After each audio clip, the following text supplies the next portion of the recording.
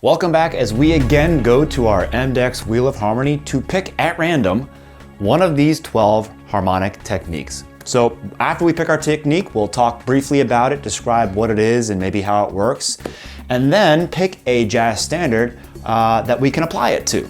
And remember, it's from the perspective of these 12 harmonic techniques that we can truly understand how harmony works in jazz, help us to memorize songs, help us to transpose songs, and also reharmonize on the fly. So having said that, let's spin our wheel and see which random harmonic technique we have today.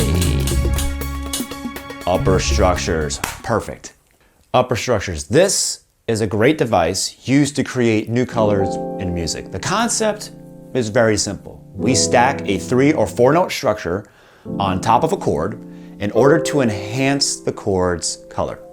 Major and minor triads are the most often used upper structures, but you can use augmented triads, chordals, or even 7th chords.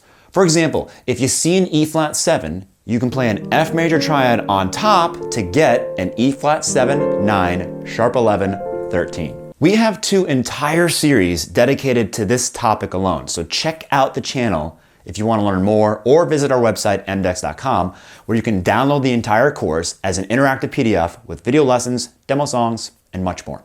All right, so how do I apply the concept of upper structures in a song? The first thing to know is that you can use them throughout the entire progression. So in creating a version with upper structures, I take a few things into consideration. First, I try to understand the chord's function, which will tell me the best chord scale to pair the chord with.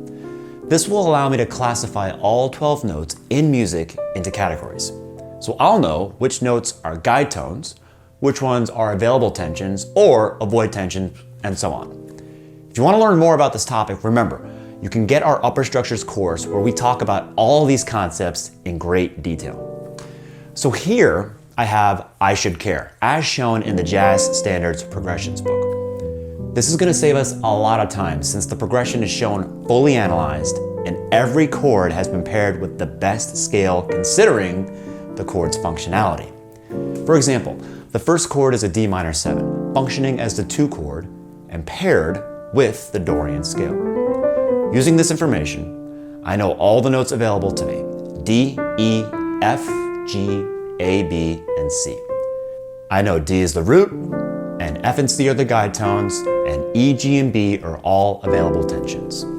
So now, if I play an A minor triad on top of the D minor 7 chord, I get a D minor 7 with a 9. And I can write that as A minor over D minor 7, or in more general terms, I think of the minor triad on the 5th degree of the minor 7 chord and write it as 5 minor over minor 7. All right, so the next thing I want to consider is how I will voice these chords. If you want the color of your voicing to clearly show the type of chord you're playing, you must provide the guide tones and the root, assuming you're not playing with a bass player, which will hopefully provide the root of the chord for you. In our example, the guide tones for D minor 7 are the flat 3 and the flat 7, so F and C. If we're playing an A minor triad over D minor 7, we're already providing one of the guide tones, the C.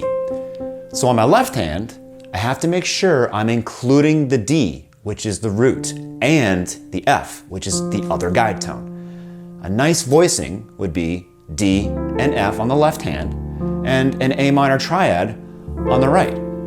After that, all I have to do is consider the voice leading between the upper structures that I'm using. For example, if I look at possible upper structures to play over the G7, I find that the 6 minor triad works really well because it offers me the 13th, which is a nice sounding tension on Mixolydian. That would be E minor over G7. So I'm going to voice my E minor over G7 based on the way I have voiced the A minor over the D minor 7, always trying to create good, solid voice leading. For example, if I play A minor over D minor 7 like this, I can play E minor over G7 like this. All right, so I went through all the chord scale pairings in the progression and chose some cool upper structures from our upper structures course and wrote them down on the top of the score. So here are the upper structures I wrote over the first 9 measures of I Should Care. I also went through all of them one by one and decided on the way I wanted to voice them using the criteria I just mentioned before. Now, to play my final arrangement, I want to play something with rhythm, some swing, and also include some lines that make it sound jazzy.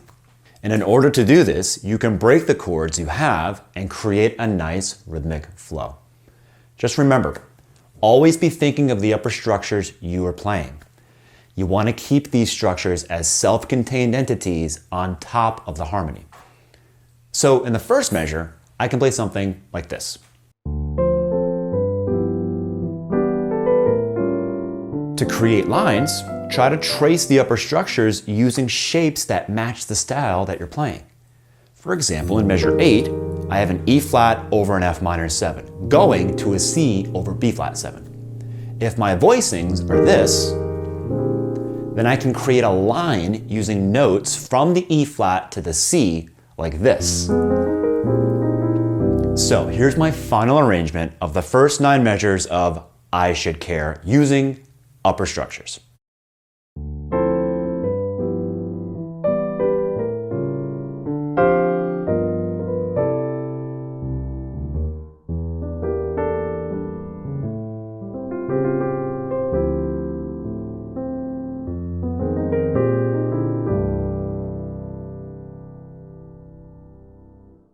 Remember, this is all about being honest and playing things that you like. And as long as you follow the rules I gave you to play using upper structures, your sound will always be coherent and consistent. You can have all the jazz standards from the Real Book Volume 1 with upper structures over every single chord. Just go to mdix.com and download upper structures over complete jazz standards progressions now. Thanks again for watching. Don't forget to subscribe. Please share, like, and hit that notification bell to stay up to date on current content.